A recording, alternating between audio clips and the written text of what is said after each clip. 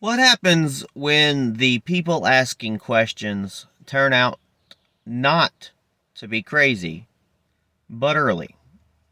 What happens when citizens who question the official COVID origin story were mocked, censored, labeled conspiracy theorists, and treated like threats to public health, only for years later to see sworn testimony, government reports, and even major tech leaders admit that the conversation was never as settled as we were told? I mean, we're talking about a video right now that I'm making that would have got me banned off of every platform just a few years ago. Now, this is not just about Dr. Fauci. This is not just about the lab in Wuhan. This is not just about who was right first. This is about whether the American people were allowed to speak freely during one of the most consequential moments in modern history. And for me, this was not some distant political debate. I lived it. I lost YouTube accounts. I faced Facebook bans. I lost my Twitter account. I watched my online presence get hit because I dared to speak out about COVID, election integrity, censorship, and what I believed was happening to this country. And I was not alone. Millions of Americans were told to shut up, sit down, trust the science, trust the experts, trust the process, and stop asking questions. But now the question becomes simple. Were we wrong? Or were we silenced before the truth had a chance to catch up? Folks, welcome back to Go Right with myself, Peter Boykin. I am your constitutionalist for liberty. I ask you to find out more at gorightnews.com and peterboykin.com and check out the music and patriotic sound of this movement at gorightmusic.com. Today we're talking about COVID origins, government pressure, big tech censorship, election integrity, and whether America will ever get real accountability for what just happened a few years ago. A CIA officer named James Erdman testified before the Senate Homeland Security Committee that Dr. Anthony Fauci improperly influenced intelligence discussions about COVID origins and pushed the natural origin narrative over the lab leak theory. Erdman alleged that Fauci inserted himself into intelligence deliberations in February 2020 and again in June 2021. He claimed that a conflicted list of experts helped steer the intelligence community towards the natural origin theory and away from the lab leak theory. He also alleged that analysts who pushed back faced retaliation. Now, to be fair, these are allegations made in sworn testimony. They are not the same thing as a final court judgment. The CIA pushed back and called the hearing political theater. But this matters because it fits into a much larger pattern Americans already live through. A pattern of official narratives. A pattern of censorship. A pattern of government pressure. A pattern of big tech enforcement. A pattern of ordinary citizens being treated like enemies for asking reasonable questions. Now, in the early days of COVID, the country was scared. People were dying. Doctors were learning in real time. Families were confused. Businesses were shutting down. Schools were closing. Churches were getting emptied. Hospitals were under pressure. And President Trump was given Dr. Fauci and other health officials as experts. And in those chaotic weeks, the government tried to slow the spread with the information it had. And that part should be acknowledged honestly. Early on, people were doing the best they could with limited information. The virus was spreading, the country was reacting, and nobody had the full picture. But what came after that is where the problem grew. The lab leak question was not treated as a question. It was treated as forbidden speech. Before Trump left office, his administration had already raised concerns about the Wuhan Institute of Virology and the possibility that there was more to the origin story than the public was being told. But when citizens asked those questions, they were mocked. When reporters asked those questions, they were dismissed. And when everyday Americans posted about those questions, they were flagged, restricted, or banned. The official line became more important than the open debate. And that is dangerous in our constitutional republic. Because the First Amendment does not exist only for safe opinions. It exists for disputed opinions. It exists for uncomfortable questions. It exists for citizens who challenge the official line before the official line changes. And that is where the 1984 comparison hits home for many Americans. Not because every official was evil, not because every doctor lied, and not because every scientist was part of some grand scheme, but because the system started acting like truth belonged to the government, and dissent belonged to the digital trash can. And that, folks, should never happen in America. Now, I do not say this as someone watching from the sidelines. I lived this. During that same period, while Americans were questioning COVID policy, election integrity, censorship, lockdowns, and government overreach, I paid the real price for speaking out. I lost YouTube accounts. I faced Facebook bans. I lost my Twitter account. And all the while, I was actually running for office as well, so it caused problems with me running for office. I watched platforms that claim to support open conversation and free speech suddenly decide which Americans were allowed to speak and which Americans needed to be digitally erased. And again, I was not alone. Many Americans saw posts removed, accounts restricted, videos buried, pages demonetized, movements suppressed, and voices silenced because they challenged the approved narrative. And it was not just about COVID. It was also about the 2020 election. Many of us were raising concerns about election integrity, ballot handling, rule changes, mass mail voting, censorship of election-related stories, chain of custody, and whether Americans could still trust the system. We were all told to be quiet. We were mocked. We were labeled dangerous. I remember Joe Biden's talking about we were evil. I love how they talk about Donald Trump supposedly pointing people out when Joe Biden stood up there in that dark background and beat his hands like he was Hitler and called us, half Americans, evil, dangerous, domestic terrorists. We were treated like enemies for asking questions that should have been allowed in a free constitutional republic. And now, years later, even people who once dismissed those concerns have been forced to admit that election integrity matters. They have been forced to admit that rules matter, that transparency matters, that chain of custody matters, that public trust matters.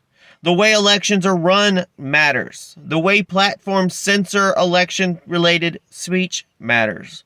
The way government officials communicate with social media companies matters. That does not mean every single claim made in 2020 was correct. But it does mean the American people had the right to ask questions without being banned, shamed, silenced, or digitally erased. And that is what mattered then. And that is what matters now. Because when government, media, or big tech work together to decide what can be discussed, that is not liberty. That is narrative controlled. And for me personally, it was not abstract. It affected my voice. It affected my platforms. It affected my work. It affected my ability to reach people. It affected the movement we're building. But there was one thing from that time I will never regret. The rallies, the people, the energy. The patriotic Americans who gathered because they wanted their country back. Not because they hated anyone, not because they wanted chaos, but because they remembered what America felt before COVID fear, before lockdown politics, before censorship culture, and before every disagreement became a reason to destroy someone. Those rallies reminded me that America was still alive. They reminded me that people still wanted liberty. They reminded me that the Constitution was not just a document in a museum, that it was still a living promise in the hearts of citizens who refused to surrender their voice. And that is why this issue still matters. Because this was never only about a virus. It was about whether fear could be used to reshape America. It was about whether elections could be questioned. It was about whether emergency power could become permanent power. It was about whether government could pressure private platforms into doing what the Constitution would never allow government to do directly. It was about whether free Americans still had the right to say, wait a minute, something is wrong here. And I did say it. Many of you said it. And for that, we were punished. But we were not broken. Now, nationally, this is about trust. The American people were asked to accept lockdowns, mandates, censorship, school closures, business restrictions, vaccine requirements, social shaming, and silencing of dissent while being told that certain questions could not even be asked. Then, years later, the same questions became acceptable. The lab leak theory went from being banned conversation to legitimate investigation. Election integrity concerns went from so-called conspiracy talk to state legislatures, court fights, congressional debates, and common sense reform discussions. Big tech censorship went from being denied to being openly debated by Congress, courts, and even some tech executives themselves. So the issue is not simply whether every claim was perfect from day one. The issue is whether the government and its allies had the right to silence people before the truth was settled. And that is the heart of the matter. Now, will Congress expose what happened? Will there be hearings, subpoenas, document releases, whistleblower protection, and accountability? Or will Washington protect itself again? Will the government make right what it did to the American people? Will the people who lost platforms, businesses, reputations, jobs, and trust ever receive an apology? Or will the system simply move on and hope we forget? Now, here in North Carolina, that's where I'm at, COVID was not some distant Washington story. Families felt it. Small businesses felt it. Churches felt it. Schools felt it. Workers felt it. Parents felt it. Children felt it. I felt it. North Carolina went through shutdowns, restrictions, school disruptions, business uncertainty, and a level of state power that many people had never experienced before. And the question for North Carolina is the same question for the nation. How much emergency power is too much? How long should one governor, one agency, one health department, or one political class be able to shape our daily lives? What checks and balances should exist? What protection should be in place for speech, worship, business ownership, parental rights, and personal liberty? Because emergency power is still power. And in a constitutional republic, power must be limited, transparent, accountable, and reviewable. Again, in a constitutional republic, power must be limited, transparent, accountable, and reviewable. North Carolina should learn from what happened. We need stronger protections for speech. We need better oversight for emergency declarations. We need transparency in public health decisions. We need local communities to have a voice. We need school boards, county commissioners, state legislatures, and citizens to understand that liberty does not disappear when fear arrives. Now, at the local level, this comes down to people. It's the restaurant owner who lost income. It's the parent whose child fell behind when schools closed. It's the church member told not to gather. It's the worker who questioned a mandate and feared losing a job, or was forced to take a vaccine, or travel to be able to work. It's the candidate, the activist, the commentator, the ordinary patriot who tried to speak and watched their accounts disappear. I'm in Alamance County, and across North Carolina, people did not need Washington to tell them COVID was serious. They knew it was serious. But seriousness does not cancel liberty. A crisis does not erase the Constitution. Public health does not require government-approved speech. And election integrity does not become dangerous just because powerful people do not want to talk about it. The local lesson is this: never surrender your voice. Never assume that Washington knows better than the people living with the consequences. Never let fear become the excuse for permanent control. And never let anyone tell you that asking questions makes you an enemy of your country. So, we ask, did they protect public health or protect the narrative? Because if the government got COVID wrong, Americans can forgive mistakes made in good faith. But if officials buried evidence, pressured platforms, punished dissent, protected preferred narratives, and treated citizens as threats for asking questions, that is not a mistake. That is abuse. And the issue is not whether every lab leak claim was proven from day one.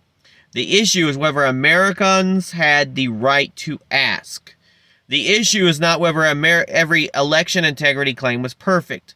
The issue is whether Americans had the right to question the process. The issue is whether doctors, scientists, journalists, parents, workers, candidates, activists, commentators, and citizens had the right to challenge the government without being treated like enemies of the state.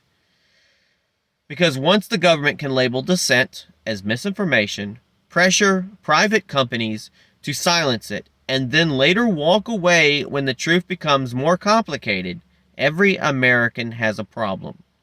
Now, what happens next? We need document releases. We need sworn testimony. We need protection for whistleblowers. We need limits on emergency power, and we need bans on government censorship by proxy. Get in the Constitution, folks. We need transparency around public health funding, gain-of-function research, intelligence assessments, election-related censorship, and the relationship between agencies and social media companies. And yes, we need justice. Not revenge. Justice. Justice for the people who were silenced. Justice for the workers who were threatened. Justice for the families who were told not to question. Justice for the Americans who lost platforms. Justice for the voices that were erased. Justice for the citizens who were right to ask hard questions in a free country, because in a constitutional republic, folks, the government does not own the truth. The people have the right to search for it. Remember that. Folks, this has been Go Right with myself, Peter Boykin, your Constitutionalist for Liberty. Again, I ask you to read and follow the movement at GoRightNews.com, PeterBoykin.com. Get behind the music and the message. Visit GoRightMusic.com. Because, the lesson from COVID cannot be forgotten. Never again should emergency power become permanent power. Never again should public health become a weapon against free speech. Never again should election integrity questions be treated like fault crimes. And never again should big tech and government work together to silence Americans. And never again should citizens be treated like enemies for asking the questions their government refused to answer. It's time to go right, folks. God bless. Peace.